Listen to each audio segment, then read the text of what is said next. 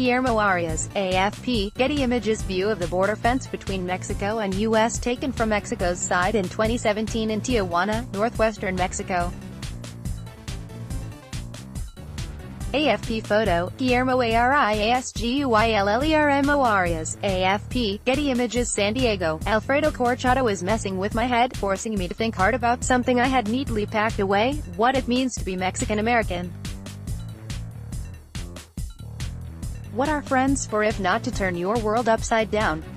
Get editorials, opinion columns, letters to the editor and more in your inbox weekday mornings. Sign up for the Opinion newsletter. As a reporter, currently for the Dallas Morning News, and earlier at the El Paso Herald-Post and the Wall Street Journal, Corchado has always been a good storyteller. But when he began writing books, he had to learn to tell his own story. He has become good at that, too.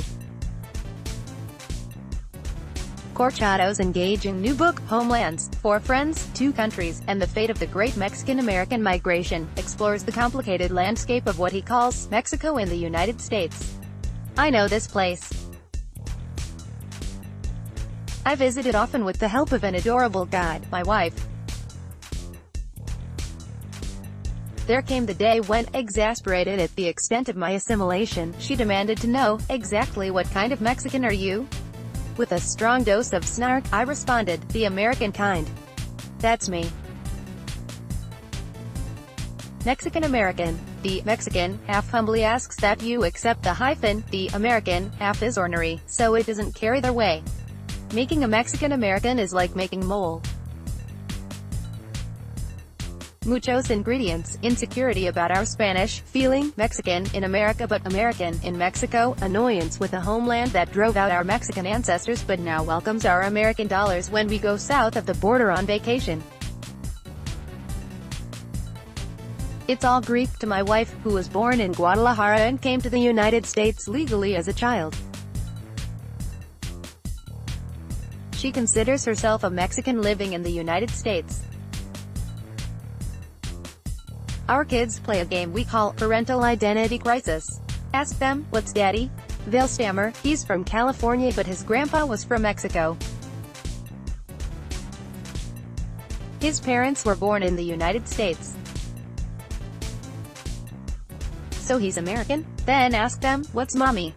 And they'll fire back, oh, she's Mexican. According to Corchado, my wife is also my better 7/8. It's a classification she earned years ago when my friend, who was born in Durango, Mexico, met her and decided that a mere 50% was not a large enough fraction. Corchado was right about the math. He is also right about how, with Mexican Americans in the United States, no two journeys are the same. His book is about four friends, all of them Americans of Mexican origin who gather in a Mexican restaurant in Philadelphia in 1987. In the shadow of the Immigration Reform and Control Act, which legalized nearly 3 million people, the compadres start a dialogue about immigration, politics, family, love and how to succeed as an American while remaining Mexican. The conversation lasts 30 years, against the backdrop of a massive migration of people from Mexico to the United States. Corchado's first book was about what Mexico is becoming because of Americans' appetite for illegal drugs. The new book is about identity and what America has become due to its addiction to illegal immigrant labor. The veterano chronicler can these days be found back home in El Paso, where his parents settled after leaving Mexico. He now serves as the Morning News U.S.-Mexico border correspondent. Corchado considers himself a Mexican-American. Raised in the United States but still in love with Mexico, he doesn't feel like he has to choose one country over another. This is where we are different. A major theme in Homelands is fitting into the United States. I've never worried much about that. This is my country. I don't feel emotionally connected to Mexico, which is just another exotic place to visit on vacation. Corchado will have none of it. Mexico is right next door, a constant reminder of our homeland, or our parents' or grandparents' homeland, he tells me. It's like slamming the door to your relatives when they're standing right across from you. Even those who want to forget find it increasingly difficult to cut the ties. I certainly don't want to forget. I respect that. Yet my loyalty lies on this side of the border. I despise those wealthy Mexican elites who look down on poor, uneducated and dark-skinned immigrants washing dishes in Las Vegas or picking peaches near Fresno. Corchado and I are different varieties of Mexican Americans. I'm a Chicano Yankee Doodle dandy. My friend is a free agent who won't commit to one team. He is also like the child in a troubled marriage who steps in between his parents when they're bickering. Mexico is his mother, the United States is his father.